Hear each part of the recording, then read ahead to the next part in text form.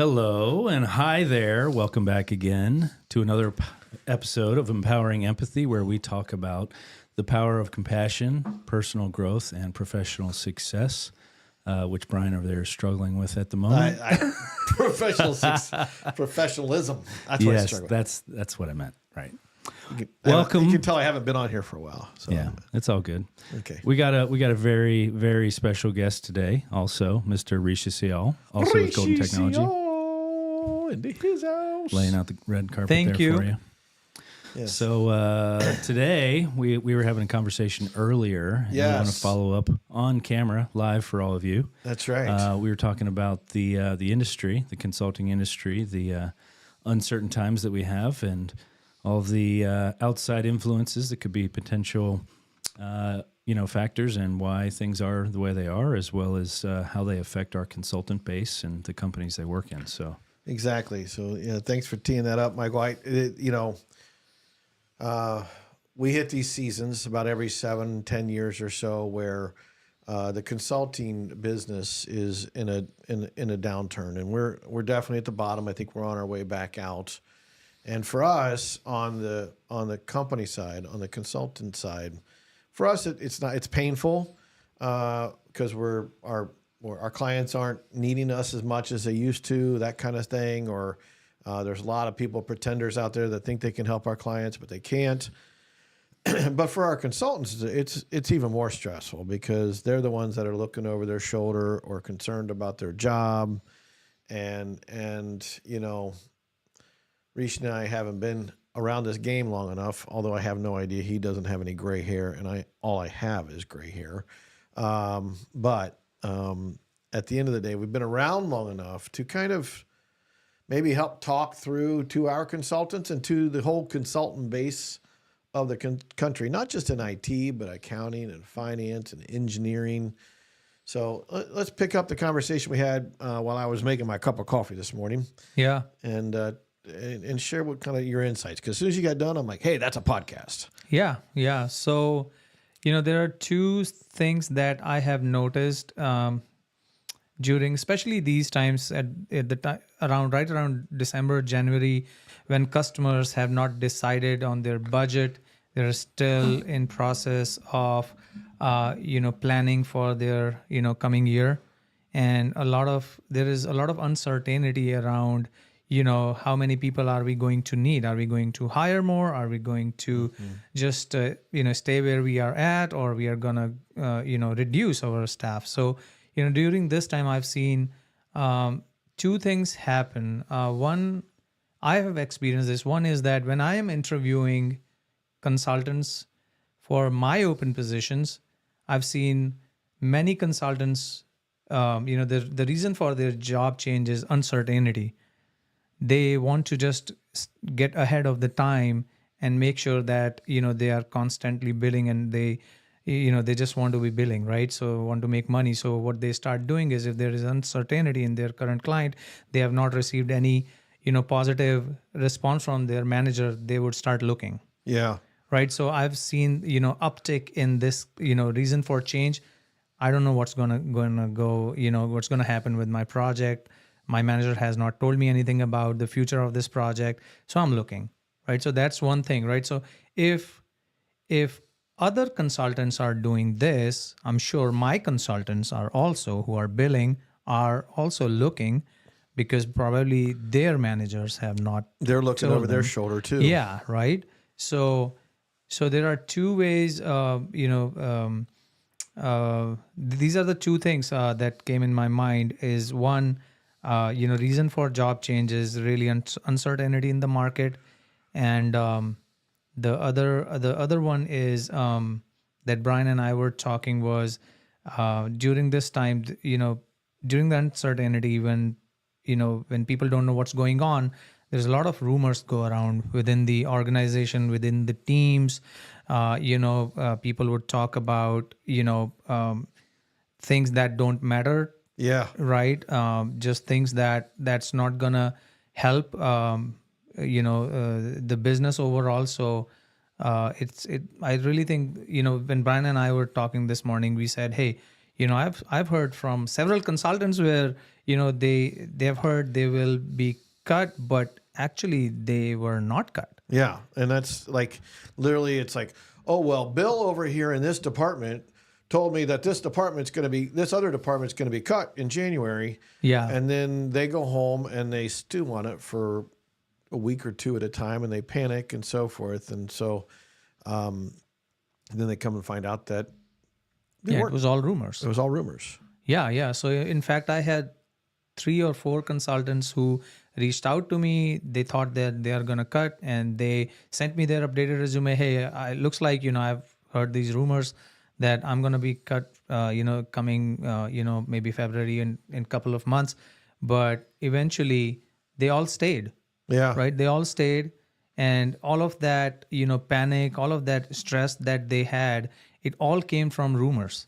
Yeah. And they're staying and they're billing. So I think during this time, what I really think what we need to do is over communicate with our consultants. Nice.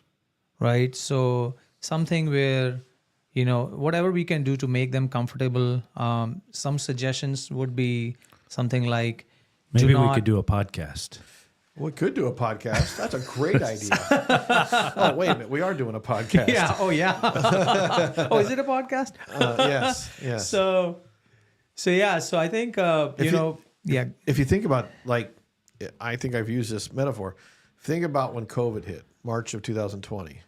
Like, clients stopped bringing on new consultants, right? And it was like, okay, our current consultants are in this panic mode. They're hearing rumors. They don't know what's going to happen. And so at the end of the day, we stepped up our game from a communication standpoint. We had fun activities with them. We sent them stuff. That's why we have our new director of consultant care with Sharon to try to reach out with all the consultants at a regular time. But I would just, my 2 cents, I don't have any like factual evidence as to what, if your job is going to stay or not. But what I have found in my life, at least, is that 99.5% of the time, the things that I worry about don't ever happen. Yeah. And so I'll give you a real quick example. I was in Phoenix at a conference, and as you guys know, I'm moving, so I'm trying to buy this house in South Carolina, and all of a sudden the deal kind of went south, and I was thinking I was going to be out my money, out this deposit. So I was up at 4:30 in the morning, just laying out like 5 different paths of what was going to happen to this house. And by 7:30 in the morning, I waited until 7:30 to call my brother-in-law, who's kind of my mentor in life. And I was like, Mark, if this happens, I'm going to do this. And if this happens, I'm going to do that. And if this happens, I'm going to do this. And he's like, Brian, whoa, pump the brakes. He's like, what makes you good at what you do is you can think of all the different scenarios. But it's also your greatest weakness because it drives you crazy at night and makes you worry. And worry will kill all of us. So ever since that lesson, I've spent the past several months just, for me, it's my faith, just praying it away, but just not stressing out, because if you're listening to this and you're a solid consultant with good technical skills, even if worst case scenario you did lose your job, you're an incredibly marketable human being in our economy. And it may be a month or 2 or whatever, but it's not worth the years it takes off your life by worrying about things. Yeah. So what can we do in order to prevent or at least minimize the risks? In our industry, there is a saying, a save is equal to a placement, right? Yes. Saving a placement is equal to making a placement. So every placement matters.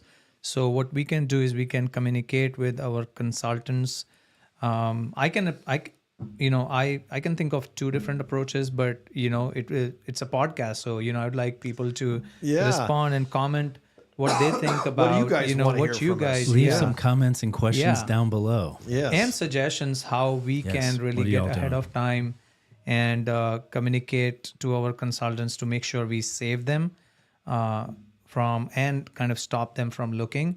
So I would think of 2 things. One is we can, one suggestion to, just communicate with our consultants that do not trust or believe in people who are not really your, direct reporting managers. That's right. That's right. So if it has come from your reporting manager, only trust that.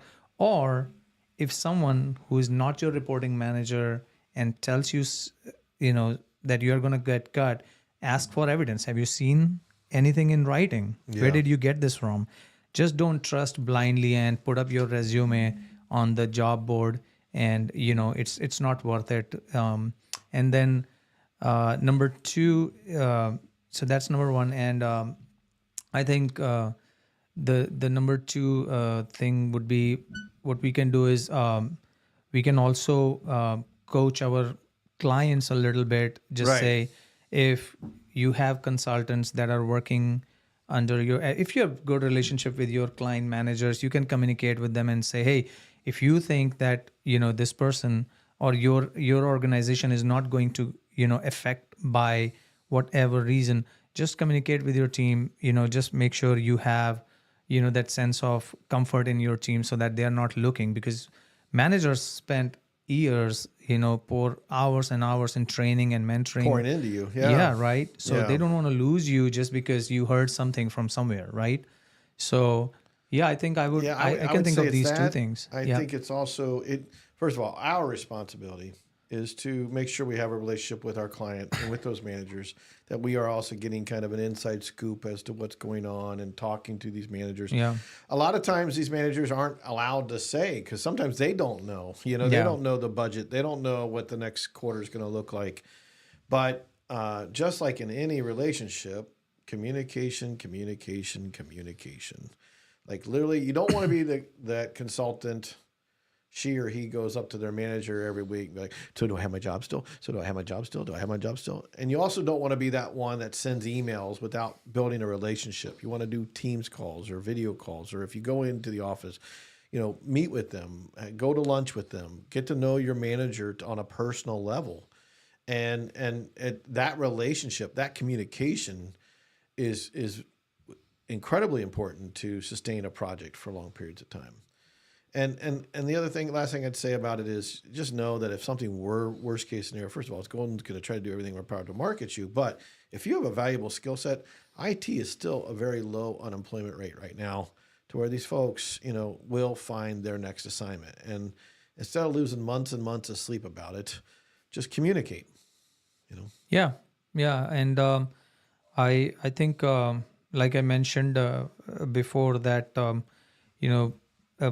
a placement save is equal to a placement made. So Yeah. it is also kind of recruiters' job also to make sure they are also communicating with their consultants and making sure that everything is smooth. And if there is any kind of issues or anything, that any kind of scoop that they can get from their project or anything like that, so that they can get ahead of the time, and we can build right strategy around how we can save this consultant. But yeah, I thought we were just discussing about this issue this morning, and thought we should share our experience with you guys. Yeah. So we're just saying, chill out.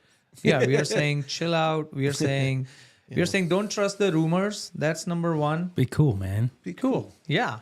Kinda Don't trust the kinda rumors. Like the rockin' chicken here, right? Rockin', squawking. You're not on here. Let me go. Full shot there. There it is. Can I give it a squeak? Let's do it. All right. Nice. That's our consultant. the One of rockin' our squawkin' Now chicken. consultants. look, everyone. our new recruiter popped his Oh, head up. There he is. Here, we gotta get Mr. Buddy in the shot. Say Yes. hello, buddy. He's like, chicken. Chicken. I like chicken. So there you go. At the end of the day, the other thing is, if you are one of our consultants, we do truly care about you, and we do consider you a part of the family. And Sharon Metch, if she hasn't reached, I know she's reached out to all of you guys. Sharon Metch, it's SMetch, SMETSCH at goldenitinc.com. This is her role. Her role is to care for you guys and make sure that you're taken care of. If you have concerns about your project, she can find out through who the right account manager is, or who the right delivery lead is to help you with that. But at the end of the day, life's way too short to get overly stressed out. And that's basically what we're saying. Because having enough gray hair like this, I've been through plenty of these. And 6 months from now, you're going to be so busy and saying, why did I get so worked up about potentially losing my project? It's just the way the game works. Every 7-8 years, you get a year-long period that we've been in, and we're almost out of it. So just hang in there. So there you go, Mr. Walker. That's all I have. Yeah. Yeah, that's all I have. Good conversation today. So once again, thank you all for joining us. Brian, thanks for being here. Rishi, thanks for guesting on the show. You're thanks welcome. to the Rockin' Squawkin' Chicken, and thanks to Buddy the dog. Yes. He's a good boy. And I'll just remind you that this is Empowering Empathy, the show where we talk about the power of compassion, personal growth, and professional success. That's all we have for today. So join us next time. Same bad channel, same bad time, Yes. usually. And we're getting out of here. So we'll see you next time. Peace. Thank you so Thank you. much. Take Thanks, care. Brian.